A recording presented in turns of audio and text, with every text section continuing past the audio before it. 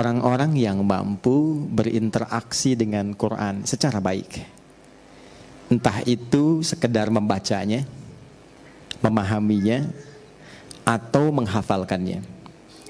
Maka yang pertama Allah deklarasikan dalam Al-Quran adalah ia mampu merubah kehidupan orang itu.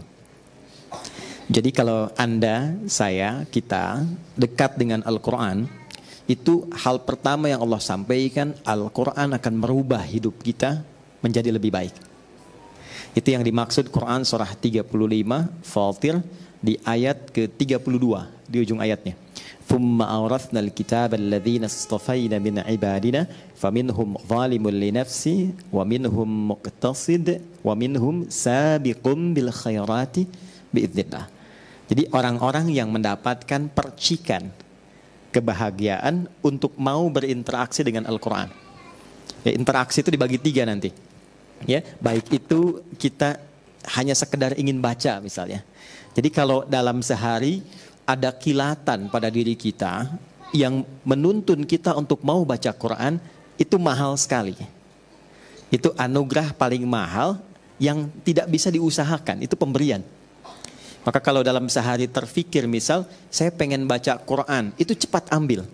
Karena itu kasih Allah yang tidak diberikan pada setiap hamba. Karena kalimat Qurannya, "Tsumma awrathnal kitaba alladzina istafayna min ibadina." Aku pilih dari kalangan hamba-hamba aku tertentu yang diantara mereka diberikan dorongan agar mau berinteraksi dengan Al-Quran. Baca. Atau misal tidak baca tapi pengen tahu artinya. Ya, saya belum tahu nih ad-duha ini artinya apa. Terus kita buka terjemahan, buka tafsir ringan, lalu kita baca itu. Itu pun anugerah. Ya, itu anugerah. Atau saya ingin menghafal, itu juga anugerah. Nah, apa ciri seseorang mendapatkan keberhasilan dari hasil interaksinya dengan Al-Quran? Saya pengen baca Quran hari ini, lantas saya bawa mushaf, saya baca.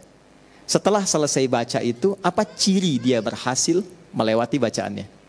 Apa ciri dia berhasil melewati kajiannya? Apa ciri dia berhasil melewati hafalannya?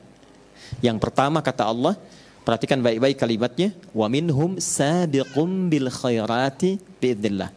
Dia akan mendapat percikan kebaikan dari Al-Quran yang merubah dirinya. Nah, ini ada tahapan. 1, Allah berikan ketenangan dulu. Jadi kalau teman-teman membaca Quran dan itu melahirkan ketenangan, kelapangan dalam hati, itu ciri anugerah pertama yang Allah berikan pada kita. Jadi kalau baca Quran pertama kali itu jangan harap bertambah harta. Kalau bertambah harta, kerja. Ya? Oke. Baik. Kalau Anda ingin berharap kedudukan, berusaha. Tapi kalau Anda ingin mendapatkan ketenangan, silahkan salah satunya ambil wudhu, buka mushaf. Menariknya begini kadang-kadang. Kadang saat kita punya masalah, lalu kita buka mushaf, menariknya kadang-kadang saat dibuka acak itu, kok ayatnya sesuai dengan apa yang sedang kita rasakan. Nah, itu bisa begitu. Nah, itu hanya Al-Quran. Anda boleh buka bacaan apa saja. Tidak ada sifat yang sama dengan Al-Quran. Karena itu baru dibuka, belum dibaca, baru lihat, itu sudah merasakan getaran tertentu di jiwa. Nah, itu yang dimiliki Al-Quran. Itu yang dimaksud Quran surah ke-8 Al-Anfal di ayat yang kedua. Wa idza tuliyat 'alaihim ayatuhu zadathum imana wa 'ala rabbihim yatawakkalun. Jadi kalau kita ditampakkan Al-Quran, baru lihat, dibacakan atau kita baca, ada getaran tersendiri dalam hati yang membuat kita merasa lebih nyaman dan dekat dengan Allah. 2, saya agak cepat ya. Karena ini ada santri di sini, saya penting ingatkan dan termasuk kita. Ya. Quran semakin diinteraksikan, setelah mendapatkan ketenangan, Quran merubah kita menjadi lebih baik. Jadi maaf ya, adik-adikku yang di musyawarah ini yang belajar Quran, bukan berapa banyak yang Anda hafalkan. Kalau cuma mau hafal Quran gampang. Saya di Tripoli, itu kalau sedang dialog lintas agama, itu beberapa partner dialog itu non-muslim hafal Quran. Ada yang hafal. Jadi kalau sekedar hafal gampang. Saya punya burung beo, ya, sekarang sudah mati, tapi saya yakin matinya husnul khotimah. Ya. Hari Jumat dia. Ya, dia meninggal hari Jumat setelah mengetahui Allahu Akbar, hafal, dan telah hafal ayat pertama surah Al-Ikhlas, dan dia menyapa setiap orang dengan salam. Dan saya beri nama dia Suneo. Ya. Karena suka nengokin orang. Setiap orang datang, Assalamualaikum, Assalamualaikum, katanya. Allahu Akbar, Allahu Akbar. Makanya saya sering sedih kalau ingat Suneo itu. Jadi saya sering berkata pada diri saya kalau lewat kandangnya, ini kamu tidak dihisab, tapi sudah kenal Allah. Banyak orang-orang yang terancam dengan hisab, dia belum kenal Allah. Kamu tidak dihisab, tapi kamu bisa sapa orang dengan salam. Ada orang yang bahkan mengatakan sudah beriman, tapi dia belum mampu menyapa orang lain dengan salam. Nah, itu poin besarnya. Jadi kalau sekedar hafal, hewan pun bisa hafal.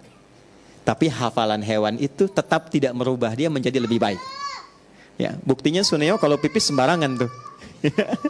Baik. Nah, maka teman-teman santri ya, ingat baik-baik. Semakin banyak yang dihafal, semakin merubah diri Anda lebih baik. Ya. Nah, tuh diingatkan tuh. Oh, ini penting tuh. Ya. 1, dari ujung kepala sampai ujung kaki. Lisannya mesti lebih lembut. Quran itu punya ciri khas. Kalau semakin dekat dengan Quran, semakin lembut pribadi kita. Ya. Dan itu auranya beda. Teman-teman kalau lihat Habib Umar lain kan ya? Ya. Habib Umar itu rahasia besarnya nggak pernah lepas dengan Quran. Jadi kalau safar dari Yaman ke sini, ya, itu di pesawat itu baru tidur kalau sudah lepas itu dengan Quran, tidur itu masih nempel Qurannya itu. Jadi nggak ada waktu satu pun kecuali dekat dengan Quran. Tempatnya sekarang bukan di tempat biasa, bukan di hotel, tapi di rumah Quran. Maka sejak teman-teman masuk dari gerbang ke sini dan duduk sampai dengan kembali, saya berharap dengan kita mengaji di tempat ini, setidaknya merubah kita lebih baik setelah pulang dari sini. Ya, nah, tak cukup dengan amin ya, nanti kita praktekkan tuh. Jadi begitu keluar lisannya